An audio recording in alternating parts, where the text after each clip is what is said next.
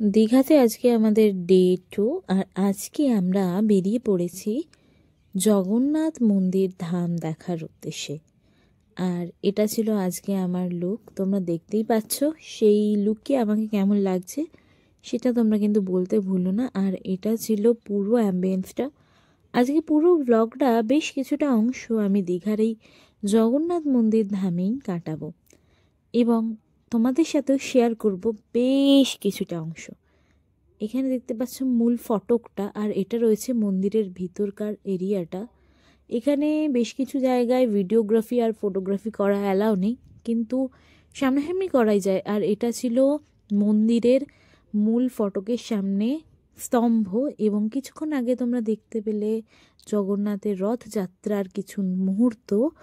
রথের দড়িতে টান মেরে এই দীঘাতে মমতা ব্যানার্জি উদ্বোধন করেছিলেন এই জগন্নাথ ধামে। আর এটা ছিল তার কিছুক্ষণ পর আমরা সি বিচে গেছিলাম, তখনকার কিছু ভিডিও আমি বেশ কিছু ক্লিপ তুলে রেখেছিলাম। আর তোমরা আমাকে ফেসবুকে এই সমুদ্রের পাড়ে আসার ছবি দেখে অনেকে মেসেজ করেছো যে ড্রেসটা আমি কোথা থেকে নিয়েছি। ড্রেসটা আমি মিন্ত্রা থেকে নিয়েছি। ড্রেসটার প্রাইস পড়েছিল প্রায় 900 টাকা। তোমরা চাইলে আমি তোমাদের কমেন্ট বক্সে লিংক দিয়ে দিতে পারি। অ্যান্ড আজকে ভীষণ টায়ার্ড ছিলাম, ওখানে একটা টুপি কিনেছিলাম, সেটা পরে বেশ কিছু ছবি টবি তুলেছিলাম। খুব টায়ার্ড লাগছিল কারণ অনেকটা হাঁটাহাঁটি হয়েছে। বিকেলে আমাদের প্যাকিং সারতে হবে, প্যাকিং করে কালকে সকালেই আমাদের বেরোনো। আমরা চলে যাব বাড়ির উদ্দেশ্যে। দুদিনের এই ট্রিপটা আমার বেশ মজায় কেটেছে, কারণ সবসময় ডিউটি, দুদিনে একটু ছুটি পেলে বেশ ভালোই লাগে। তোমাদের সাথে আমার দেখা হবে আরেকটা নতুন ব্লগে। ততক্ষণ তোমরা এনজয় করো আমার এই দীঘার সমুদ্র সৈকতের বেশ কিছু মুহূর্ত।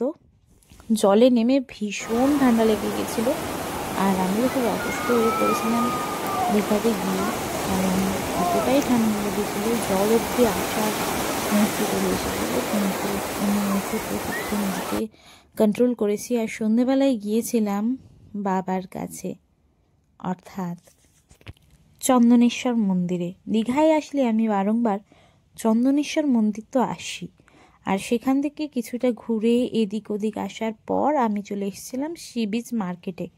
আজকে বেশ কিছু শপিং করার ছিল, সবার জন্য কিছু গিফটস কেনার ছিল, সেগুলো কিনে এদিক ওদিক একটু ঘুরে সমুদ্রের পাড়ে বসে আজকের দিনটা আমি কাটালাম। আর তারপর চলে গেছিলাম ডিনার করতে। ডিনারে ছিল রুমালি রুটি আর তড়কা। বেশ মিস করব আজকের এই সুন্দর মুহূর্তগুলো। কালকে আমার বাড়ি চলে যাওয়া আছে। চলো, তোমাদের সাথে দেখা হচ্ছে। সবাই ভালো থেকো, নমস্কার।